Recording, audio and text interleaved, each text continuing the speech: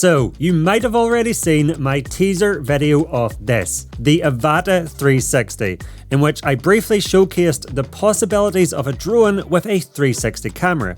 But today, we're going to dive deeper into the full specifications, talk about the image quality.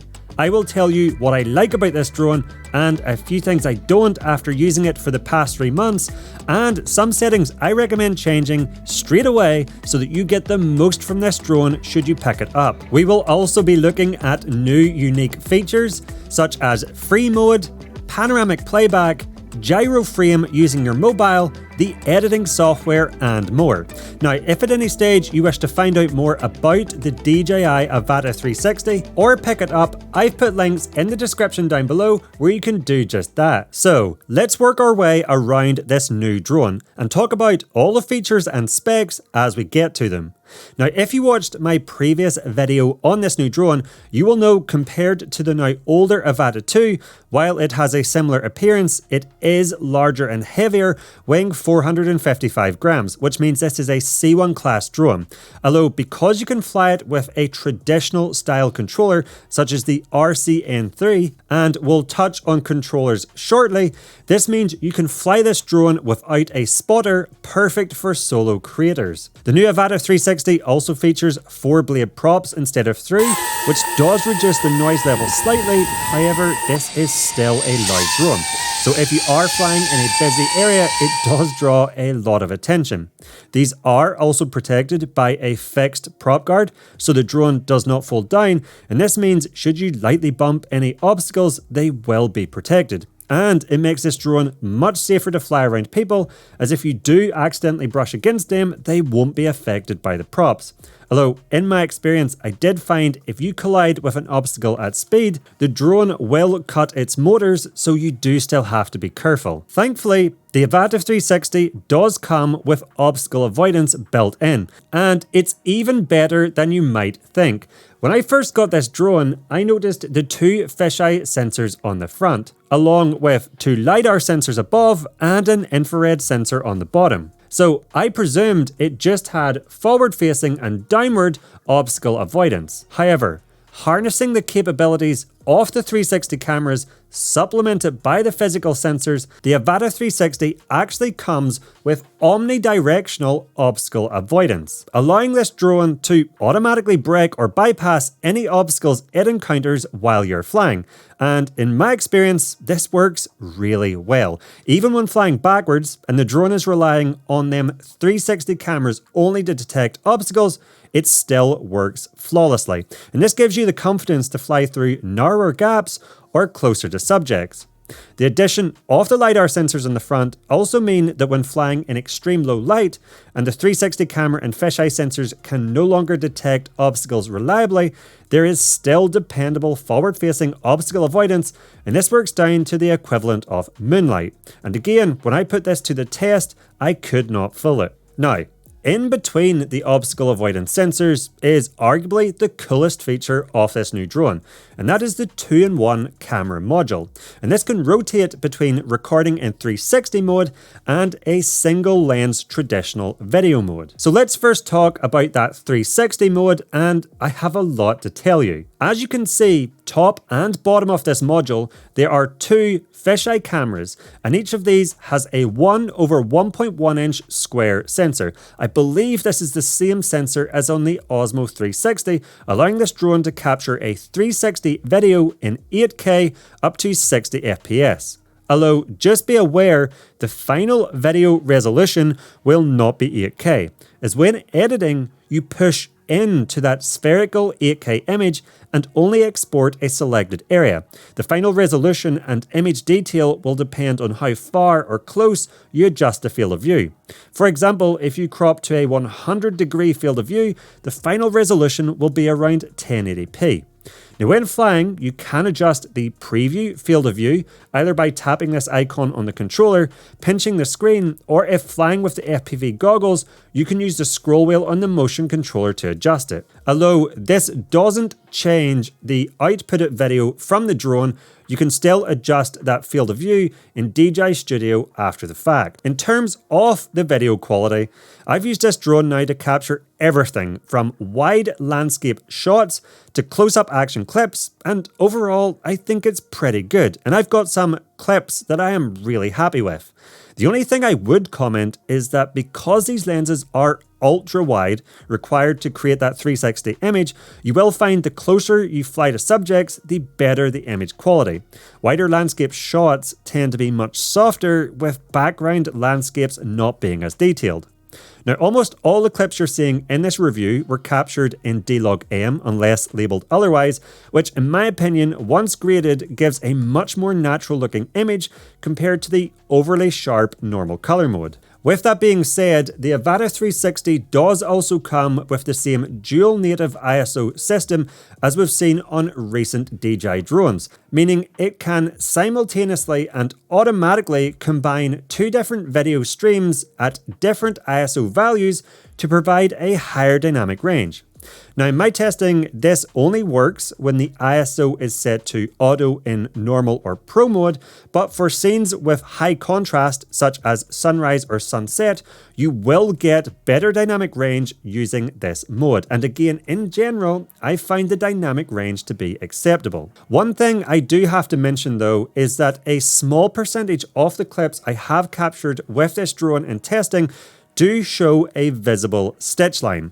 Now, this was much improved with a very recent firmware update, and I also noticed if within the DJI Studio you turn on high precision smart stitching and stitching correction, this fixes almost all of the clips that had this issue, but I was still left with a very small percentage that did have a stitch line, so hopefully that's something that gets fully corrected with a future update. Now, when flying, you will notice a visible stitch line much more often, but don't be alarmed. I noticed this is just in the quickly rendered video preview on the goggles or controller and does not get reflected in 95% of the shots once downloaded off the drone.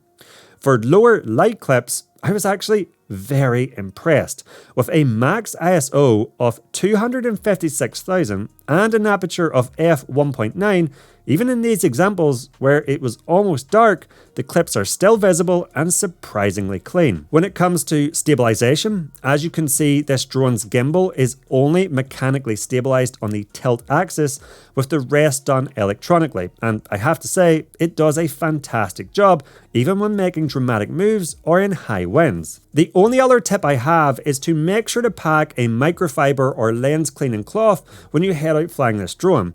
That's because things like small rain droplets or dust are much more visible on this 360 camera compared to a traditional drone, so I always give the lenses a quick wipe before taking off. Now, if you wish to know what the benefits of capturing drone footage in 360 are, including being able to look in any direction while flying without affecting the drone's orientation, being able to reframe your shots after capturing so you can always perfectly align your subject, creating multiple perspectives from just one recording, and creating dynamic FPV style movements using keyframes easily and without advanced piloting skills, then I recommend you check out my flight test Avata 360 video, which showcases these in detail, and I'll put a link to that in the description down below. Something I did discover though is that if you are using the goggles, you can actually play back the 360 footage within them at a later stage, even at home, and look around the panoramic image using head tracking.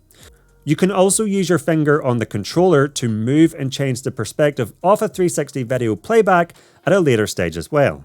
Now, should you wish to capture more traditional style video from this drone, maybe you want a clip you can use straight away without needing to edit it first within DJI Studio, there is an option within the controller menu called single lens mode. And when you press this, the module actually rotates around with a single camera facing forward. In this mode, you can record up to 4K 60 FPS or 2.7K 120 FPS slow motion, and you will also notice as you turn, there's a simulated roll effect to replicate FPV. I also find this mode useful if I was flying super close to subjects because you would see the stitch line in 360 mode, but this obviously gets removed when you change to that single lens recording mode. Now, this module will also rotate automatically during landing, as there are feet on the bottom that help keep the bottom fisheye lens off the ground, and then when you take it off again, it will automatically rotate back around. Although the bundle I got provided did also come with a landing pad, which I also recommend using to protect the cameras. With that being said, I have crashed this drone a few times in my testing, and the lenses, they're surprisingly durable.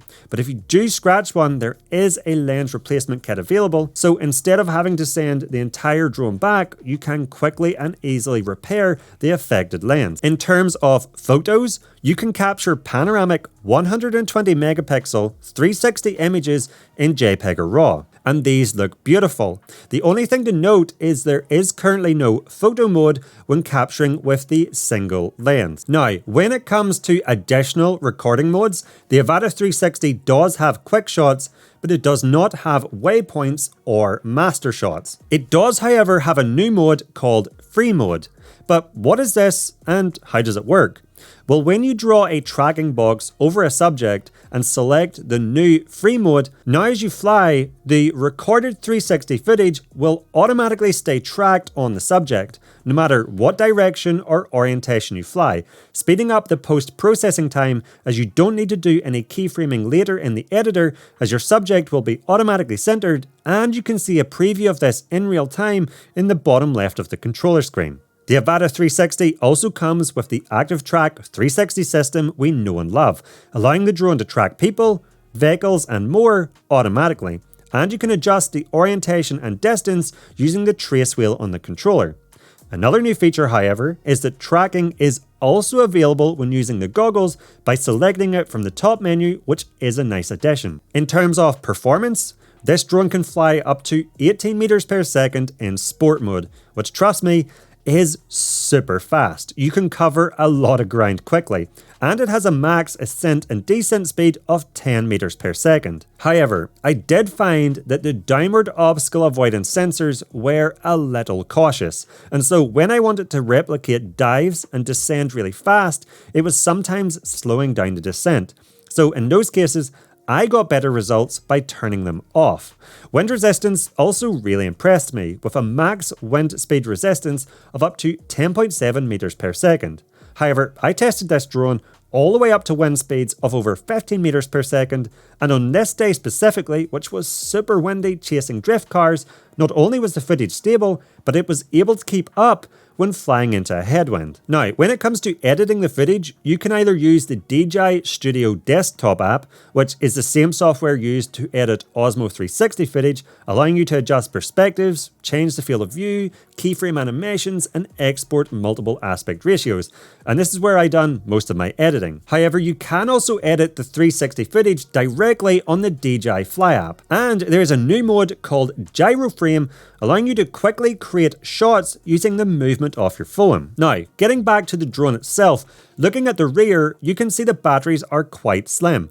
But battery life is another area I have been very impressed. These are rated for a max flight time of 23 minutes. And in reality, and in my testing on average, I'm getting around 20 minutes per flight, which is super close to the max rated flight time. If you pick up the Firmware combo, as always, this comes with a charging hub, so you can charge 3 batteries in parallel, and this takes only 70 minutes to get all 3 to 90%, which is very fast. On the side of the drone, under this hatch, you will also see the area to insert a microSD card. However, the Avata 360 does also come with 42 gigabytes of inbuilt storage. Lastly, let's talk controllers and transmission, with the Avata 360 supporting the latest OcuSync 4 Plus. I mentioned in my pre-release video, but the signal reliability of this drone has been exceptional. I've been flying it high in the mountains, near radars with interference, and in dense obstacle-filled forests, and not once have I lost connection. While the max transmission distance is rated at 20 km FCC or 10 km CE, I find the benefit of that strong signal strength is that even if you momentarily pass behind an obstacle or through a building flying FPV, you won't experience any signal issues. And if you do, as with all DJI drones, return to home will engage and it will automatically fly back to you. And another benefit of those LiDAR sensors on the front is that the drone can do this while automatically bypassing obstacles even at nighttime. Now, in terms of controllers, the Avata 360 is compatible with the DJI RC-N3 and RC2 if you wish to fly traditionally, or if you want to fly FPV, the DJI Goggles N3 or Goggles 3 and the Motion Controller 3. Currently, the DJI Remote Controller 3, that's the FPV controller, is supported, but this acts just like a traditional controller as manual mode is not available at the time of this review. So there you have it, everything you need to know about the new Avata 360, and I've had so much fun flying this drone over the past 3 months. It opens up lots of new possibilities when it comes to capturing footage and makes it easier to replicate those complicated dynamic FPV maneuvers that usually take a lot of practice and experience to pull off. But I'm super keen to know, what are your thoughts on this new drone? Let me know in the comments down below. And as mentioned before, if you would like to pick this drone up, I put a link in the description where you can do just that. Now, before you go, if you liked this video and learned something new, please let me know by giving me the thumbs up and clicking that like button down below. And if you love all things drones, but also action cameras, gimbals and more, and want to learn things like the best settings so you can get up and running quickly, and tips and tricks to help you get better looking images and more cinematic footage from your gear, then I recommend you check out my channel where I have a ton of other content to help you level up your game. If you don't want to miss any of my upcoming videos, then please remember to click that subscribe button down below, and when you're down there, be sure to check the notification bell so that you will be alerted when my new videos are released. It would be greatly appreciated. And if you want to stick around and watch a few more now, here's a few I personally recommend. I'll not keep you back any further. Thank you so much for watching. I'll catch you over there.